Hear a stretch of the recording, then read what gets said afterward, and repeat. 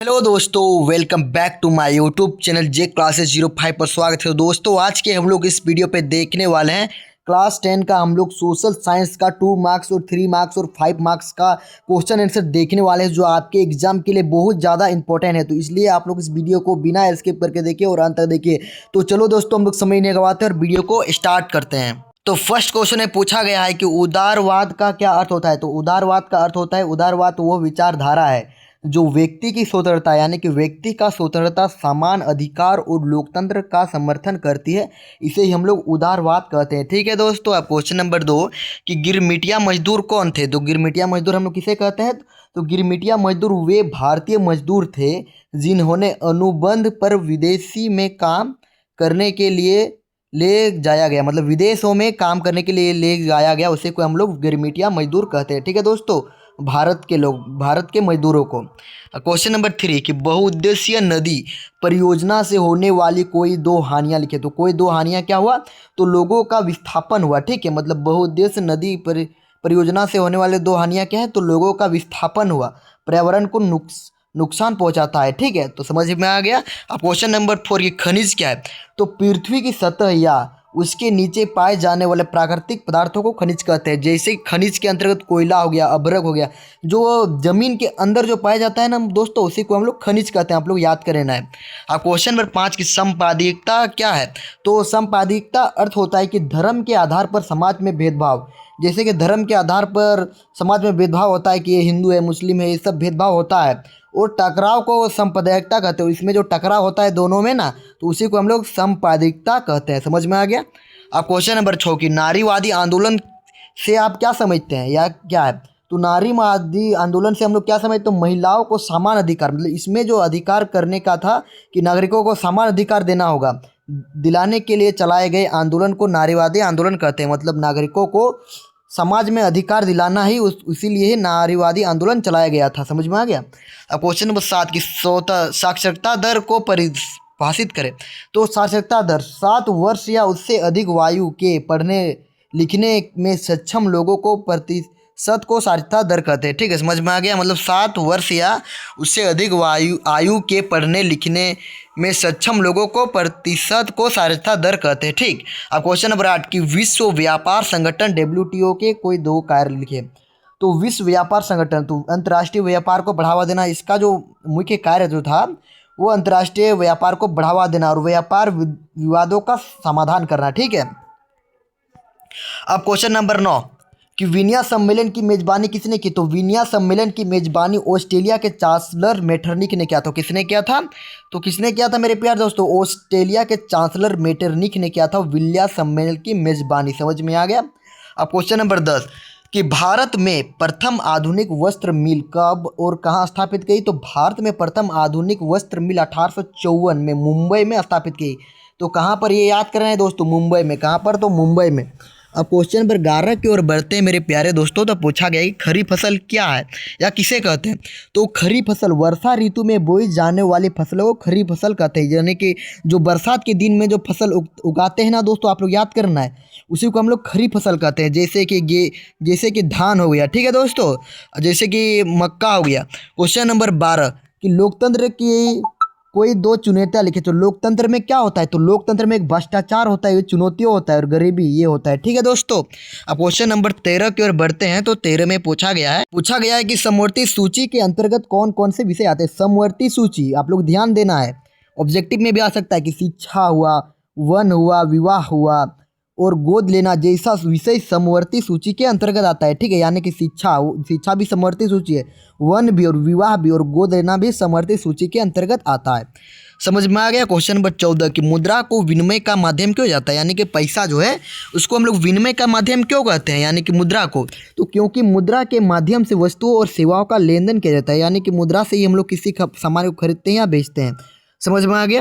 अब question number 15 कि विदेशी निवेश से आप क्या तात्पर्य है। तो विदेशी निवेश, तो जब विदेशी कंपनियां किसी देश में पूंजी लगाती, मतलब जो विदेशी जो कंपनियां वो किसी देश में पूंजी लगाते, उसे ही हम लोग विदेशी निवेश कहते हैं। यानी कि विदेश में अपना जो पूंजी करता है, वहाँ पर कंपनी खोलता है, उसी को हम लोग विदेशी निवेश कहते हैं। अब क्वेश्चन नंबर 16 कि राष्ट्रवाद से आप क्या समझते हो। तो राष्ट्रवाद, तो अपने देश के प्रति प्रेम, राष्ट्रवाद का अर्थ होता है कि अपने देश के प्रति प्रेम, एकता और समर्पण की भावना को राष्ट्रवाद कहते हैं। क्वेश्चन नंबर 17 कि साइमन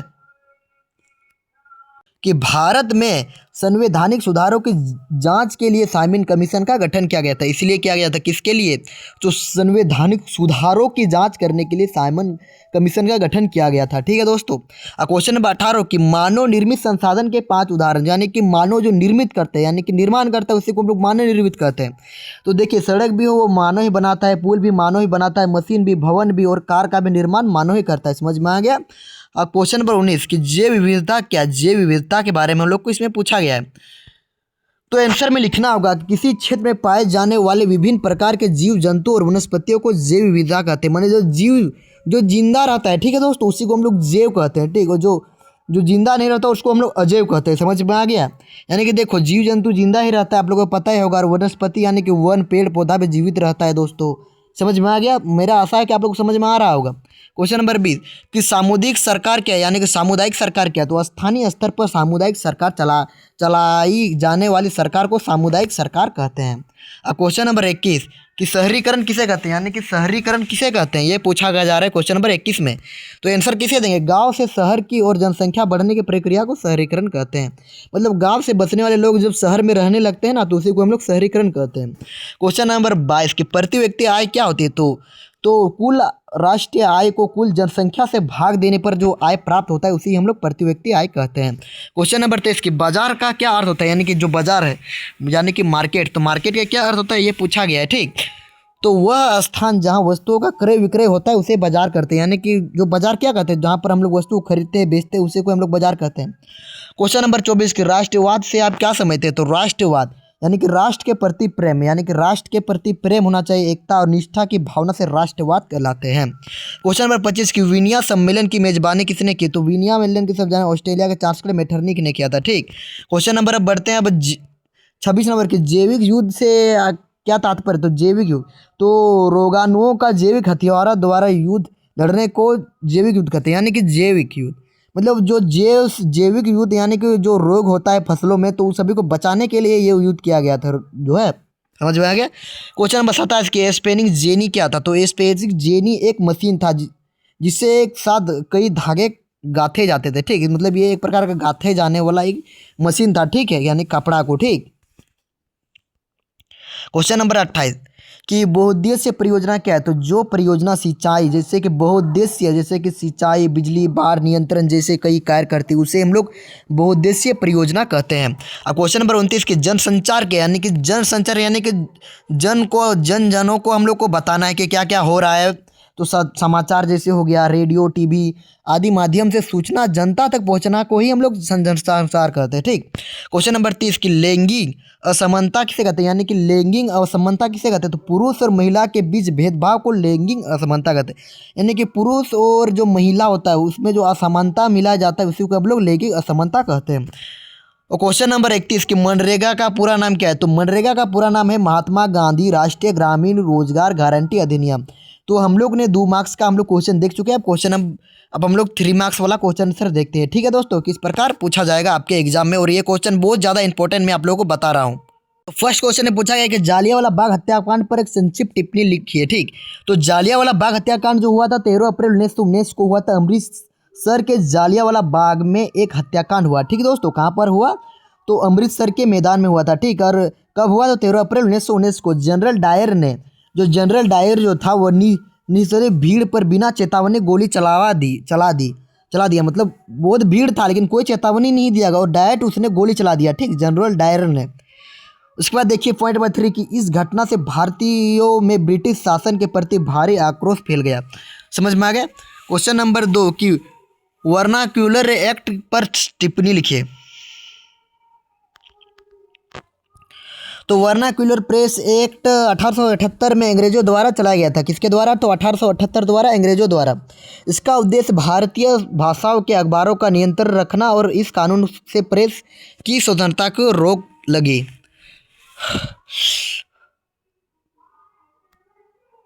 क्वेश्चन नंबर 3 में पूछा गया है कि वनस्पति जगत और प्राणी जगत में क्या अंतर है। तो वनस्पति जगत में जैसे कि पेड़ पौधे हुए, वनस्पति के अंतर्गत जैसे कि पेड़ पौधा हुआ, और जबकि प्राणी के जगत में जैसे कि जानवर आते हैं। ठीक है, प्राणी, तो प्राणी के मतलब जानवर, इंसान, जो भी जानवर तो प्राणी के अंतर्गत आता है। और वनस्पति के अंतर्गत जो पेड़ पौधा आता है, ठीक, और पौधे अपना भोजन स्वयं बनाता है, ठीक, और जानवर नहीं बनाता है। समझ में आ गया। और इंसान भी अपना भोजन खुद नहीं बना सकता है, ठीक। पौधे स्थिर होती है और जानवर चल फिर सकते हैं, यानी कि मनुष्य और जानवर। ठीक। क्वेश्चन नंबर 4 कि मोटे अनाज से क्या तात्पर्य है। तो मोटे अनाज को मिलेटस भी कहा जाता है, मतलब मिलेटस भी। इसमें जैसे कि हुआ जवार हो गया, ठीक, ये एक प्रकार का मोटे अनाज हो गया। बाजार हो गया, रागी शामिल है। ये कम पानी में उगते हैं और पौष्टिक होते हैं, ठीक है, मतलब कम पानी में जो उगता है ना उसे हम लोग मोटे अनाज कहते हैं। क्वेश्चन नंबर 5 कि प्राकृतिक गैस और बायोगैस में अंतर स्पष्ट करें, यानी कि प्राकृतिक गैस क्या है और बायोगैस क्या है। तो प्राकृतिक गैस खनिज ईंधन है, यानी खनिज से जो ईंधन चलाया जाता है उसे कोई हम लोग प्राकृतिक गैस कहते हैं। बायोगैस जैविक कचरे से बनती है और बायोगैस जो जैविक कचरा से बनती है। प्राकृतिक गैस भूमिगत भंडार से मिलती है और बायोगैस पर्यावरण के लिए अधिक सुरक्षित है, यानी कि बायोगैस पर्यावरण के लिए अधिक सुरक्षित है। क्वेश्चन नंबर 6 कि जातिवादी के दुष्प्रभाव क्या है। तो समाज में भेदभाव और असमानता बढ़ती है, राष्ट्रीय एकता कमजोर होती है, सामाजिक विकास में बाधा उत्पन्न होती है। इसी जाति का दुष्प्रभाव पड़ता है, ठीक, इसी के कारण ही। क्वेश्चन नंबर 7 कि प्राथमिक द्वितीयक तृतीयक क्षेत्र का उदाहरण। तो प्राथमिक क्षेत्र के अंतर्गत याद करना है कि प्राथमिक क्षेत्र के यानी कि कृषि हुआ, मत्स्य पालन हो गया। द्वितीयक क्षेत्र के अंतर्गत उद्योग हो गया, कारखाना हो गया। तृतीयक किया शिक्षा और परिवहन हो गया, ठीक। क्वेश्चन नंबर 8 की लोकतांत्रिक सरकार की विशेषता लिखिए। तो लोकतांत्रिक सरकार यानी कि सरकार जनता द्वारा चुनी जाती है, और लोकतांत्रिक में जो सरकार जो होता है वो जनता है उसको चुनता है, ठीक। और कानून सबके लिए समान होती है, उन नागरिकों को मौलिक अधिकार प्राप्त होते हैं, उसी को हम लोग लोकतांत्रिक सरकार कहते हैं। क्वेश्चन नंबर 9 कि कृषि व्यवसाय पर प्रथम विश्व युद्ध के प्रभाव पर वर्णन करें, ठीक। तो युद्ध के समय खाद्यान्न की मांग बढ़ने से कृषि उत्पादन बढ़ाया गया, ठीक। अब क्वेश्चन नंबर 2 पॉइंट नंबर 2 कि किसानों से जबरदस्त अनाज लिया गया जिससे उनका शोषण हुआ। युद्ध के बाद कृषि उत्पादों की कीमत गिर गई और किसानों संकट में आ गए, ठीक है दोस्तों, ये बहुत ज़्यादा हुआ था, दुष्प्रभाव हुआ था, ठीक। क्वेश्चन नंबर 10 कि मुद्रण इतिहास के गुटेनबर्ग प्रेस की भूमिका की चर्चा करें। तो गुटेनबर्ग के बारे में हम लोग को बताना है। तो गुटेनबर्ग ने पहली बार प्रिंटिंग प्रेस का आविष्कार किया, यानी कि प्रिंटिंग प्रेस का आविष्कार किसने किया था। तो गुटेनबर्ग, यानी कि छापाखाना का आविष्कार।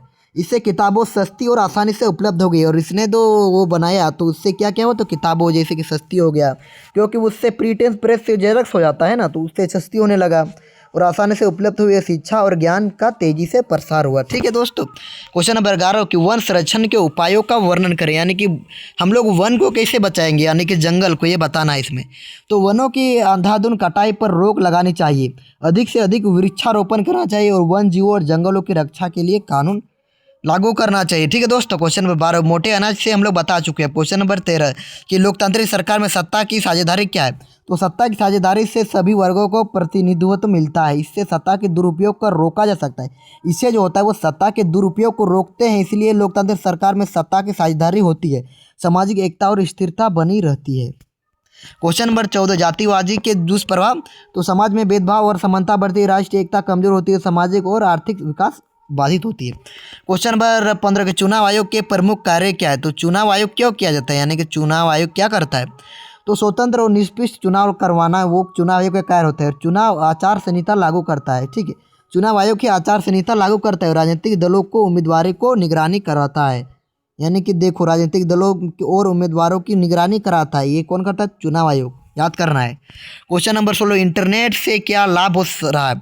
तो हम लोग का जो इंटरनेट है उससे क्या क्या है, तो सूचना मिल जाता है, ज्ञान आसानी से मिल सकता है, संचार तेज हो जा रहा है, सस्ता हो रहा है, शिक्षा भी, व्यापार रोजगार सबके लिए जो इंटरनेट है वो बहुत ज़्यादा इंपॉर्टेंट है या लाभदायक है। क्वेश्चन नंबर 17 कि जालियांवाला बाग हत्याकांड पर एक संक्षिप्त टिप्पणी लिखना है। तो 13 अप्रैल 19 को अमृतसर के मैदान में जालियांवाला बाग हत्याकांड हुआ था। ये जनरल डायर ने इसको गोली लगाया था, इसमें सैकड़ों लोग मारे गए थे। इस घटना में पूरे देश में आक्रोश फैल गया, इसमें भारतीय सुरक्षा को नई दिशा दी, ठीक है दोस्तों, समझ में आ गया। क्वेश्चन नंबर 18 कि ब्रिटेन वुड्स समझौता क्या है। तो ब्रिटेन वुड्स समझौता 1944 में हुआ था। इसका उद्देश्य अंतर्राष्ट्रीय आर्थिक स्थिरता बनाए रखना था। इसके अंतर्गत IMF और वर्ल्ड बैंक की स्थापना हुई। ये युद्ध के बाद अर्थव्यवस्था को मजबूत करने के लिए था। क्वेश्चन नंबर 19 कि भारत में लौह अयस्क के किसी 3 वितरण क्षेत्रों के नाम लिखिए। तो क्या होगा? तो उड़ीसा में जो होगा वो झारखंड बेल्ट, दुर्ग में है यानी कि बस्तर चंद्रपुर बेल्ट, और जो है बिल्लारी में है वो चित्रदुर्ग बेल्ट। समझ में आ गया? क्वेश्चन नंबर 20 में पूछा गया है कि कृषि आधारित उद्योग और खनिजों आधारित उद्योग में अंतर उदाहरण सहित लिखिए। ठीक है, तो इसमें आप लोग लिखिए कृषि आधारित उद्योग कृषि उत्पादन पर निर्भर होते हैं, जैसे कि कृषि के आधारित यानी कि सूती वस्त्र उद्योग। ठीक है दोस्तों, क्या क्या दिया था दोस्तों? तो सूती वस्त्र उद्योग हो गया।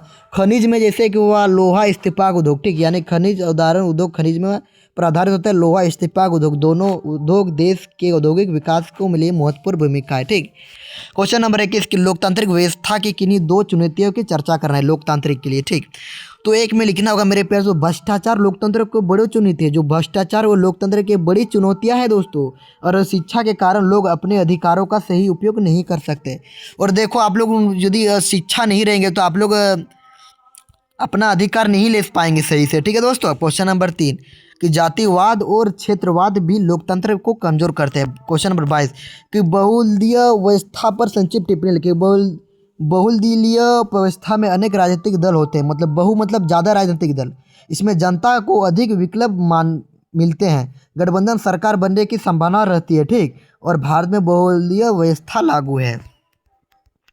क्वेश्चन नंबर 23 कि ऋण की किन्हीं 3 शर्तों का उल्लेख करें। ऋण, तो ऋण क्या होता है? ब्याज दर होता है, ऋण चुकाने का अवधि, जमानत या प्रतिभूमि। क्वेश्चन नंबर 24 कि उपभोक्ता संरक्षण परिषद उपभोक्ता की किस प्रकार मदद करती है? किन्हीं तरीकों का उल्लेख करना है। ठीक है, किन्हीं 3 तरीका। तो उपभोक्ता को उनके अधिकारों के प्रति जागरूक करती है, शिकायतों के समाधान में सहायक करती है, उपभोक्ता को कानूनी संरक्षण प्रदान करती है। ठीक है दोस्तों, अब क्वेश्चन नंबर 25 कि असहयोग आंदोलन में क्या पूछा गया कि असहयोग आंदोलन में भारतीय द्वारा अपनाए गए विभिन्न तरीकों का उल्लेख करना है। तो क्या होगा? सरकारी स्कूल हो गया, कॉलेज बहिष्कार किया गया, मतलब सरकारी स्कूल कॉलेज में बहिष्कार किया गया। ठीक है दोस्तों, और विदेशी वस्त्रों का त्याग कर स्वदेशी अपनाया गया, और सरकारी पदों को उपाधियां को लौटाया गया, शांतिपूर्ण प्रदर्शन किए गए। क्वेश्चन नंबर 26 कि पहले विश्व युद्ध के समय भारत का औद्योगिकरण उत्पादन क्यों बढ़ा? तो क्यों बढ़ा दोस्तों? तो युद्ध के कारण विदेश से वस्तुएं आनी बंद हो गई और भारत में बनी वस्तुओं की मांग बढ़ी, और कपड़ा, लोहे और हथियार उद्योग का विकास हुआ। क्वेश्चन नंबर 27 कि नवीकरणीय और अकरणीय संसाधन क्या है? तो नवीकरणीय संसाधन हम लोग किसको कहते हैं? जो नवीकरणीय संसाधन जो बार बार उपयोग होते हैं, जैसे कि जल और सूर्य और ऊर्जा। ठीक, उसको हम लोग नवीकरणीय, जिसको हम लोग बार बार उसको प्राप्त कर सकते हैं। ठीक है, मतलब बार बार। और देखो ये अनवीकरणीय में जैसे कोयला हुआ, तो कोयला जो खत्म हो जाएगा तो बार बार नहीं मिलेगा, और पेट्रोलियम नहीं मिलेगा। समझ में आ गया? क्वेश्चन नंबर 28 कि दबाव समूह की गतिविधियों लोकतांत्रिक सरकार के कामकाज के उपयोगों के क्या होती है? तो इसका आंसर लिखिए कि ये सरकार को जन समस्याओं के अवगत कराते हैं, और नीतियों बनाने में जनता की राय रखते हैं, और लोकतंत्र को मजबूत बनाते हैं। क्वेश्चन नंबर 29 कि श्रीलंका के समाज, क्या पूछा गया? श्रीलंका के समाज जातीय बनावट व्याख्या करना है। ठीक है दोस्तों, तो होगा इसका राइट आंसर कि श्रीलंका में सिंहली और तमिल 2 प्रमुख जातियां हैं, समूह जातियां है। सिंहली बहुसंख्यक और तमिल अल्पसंख्यक, यानी कि वहाँ सिंहली लोग ज़्यादा है। ठीक है दोस्तों, और तमिल लोग कम है।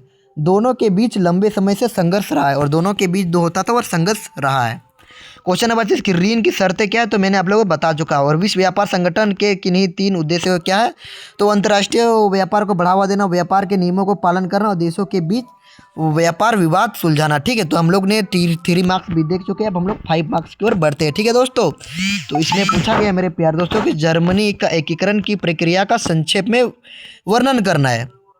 तो कैसे देंगे आंसर कि 19वीं सदी में जर्मनी कई छोटे राज्यों में बांटा हुआ था। जो 19वीं सदी में जो जर्मनी के कई छोटे राज्यों में बांटा हुआ था, और इस राज्यों में ऑस्ट्रेलिया और पर्सा की यह प्रभाव अधिक था। और इस राज्य में जो था वो ऑस्ट्रेलिया और पर्सा का प्रभाव अधिक था। जर्मन लोगों ने एक राष्ट्र बनने की भावना विकसित की, और जो जर्मनी लोग थे उसने एक सोचा कि हम लोग भी एक राष्ट्र बनाएंगे। ठीक है, यानी कि एक देश बनाने का वो सब विकसित करने का वो भावना किया। ठीक, क्वेश्चन नंबर 4 कि 1834 में जोलफ्राइड नामक आर्थिक संघ बना। ठीक, क्वेश्चन नंबर पॉइंट नंबर 5 कि जोलोफेराइन ने व्यापार बाधाओं हटाकर आर्थिक एकता लाई।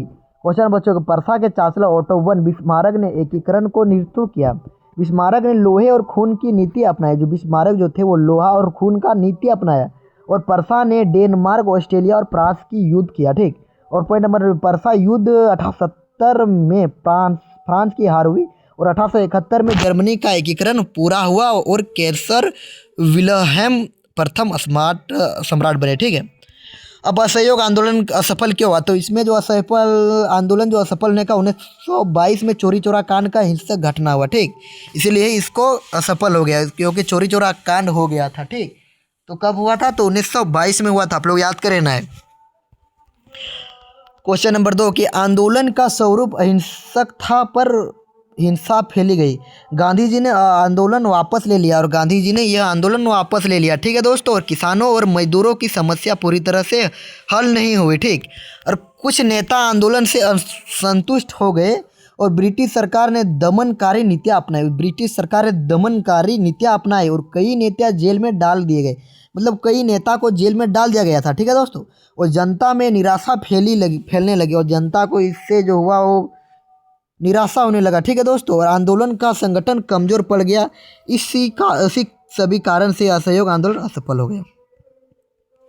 क्वेश्चन नंबर अब 3 की ओर बढ़ते हैं। 5 नंबर में तो पूछा गया है कि प्रथम विश्व युद्ध यूरोप से लड़ा गया। ठीक है। लेकिन उसके प्रभाव पूरे विश्व में महसूस किए गए, स्पष्ट कीजिए। ठीक।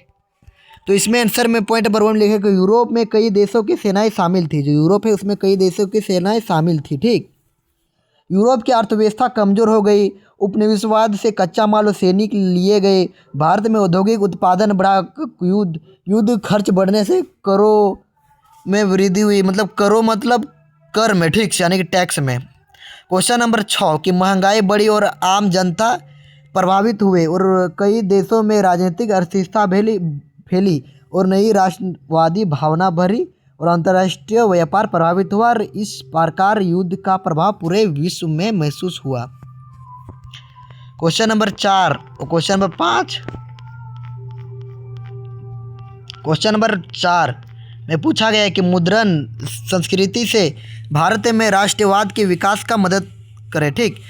तो देखिए, मुद्रण से किताबों और अखबार सस्ते हो गए, यानी कि पैसा से विचार तेजी से लोगों तक पहुँचे और राष्ट्रवादी विचारों का प्रसार हुआ। तो स्वतंत्रता सेनाओं के लिए लेख छपे, अंग्रेजों शासन की आलोचना हुई, भाषा एकता को बढ़ावा मिला दोस्तों।